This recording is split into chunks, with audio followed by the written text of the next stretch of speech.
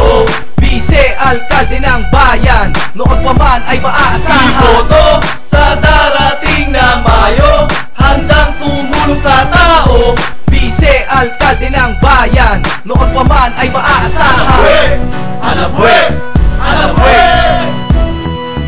Alabwe ay iboto sa darating na Mayo. Siya ang tumulong sa ating bayan para umasenso at bago mga ideya para maisulong at hikaing iangat ang bayan at iahon ng kahirapan ay kayang burahin, gumagabay sa kabataan para ating abutin ng masagana at maunlad na isang bayan. Huwag kalilimutan Alabwe sa halalan. Iboto sa darating na Mayo, handang tumulong sa tao, Vice-Alkalde ng bayan, noon pa man ay maaasahan. Iboto sa darating na Mayo, handang tumulong sa tao, Vice-Alkalde ng bayan, noon pa man ay maaasahan. Alabwe! Alabwe!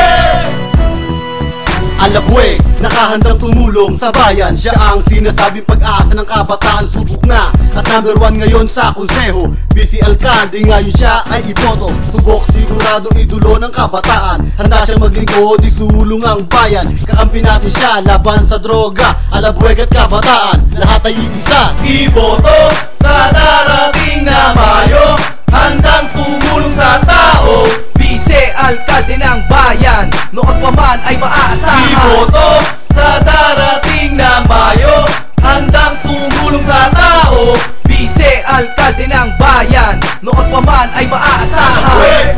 Alabwe! Alabwe! Alabwe, matatag may prinsipyo. Inuuna, pangangailangan ng tao. Kahit anong oras pwede siyang lapitan. Alabwe, pag-asa ng kabataan.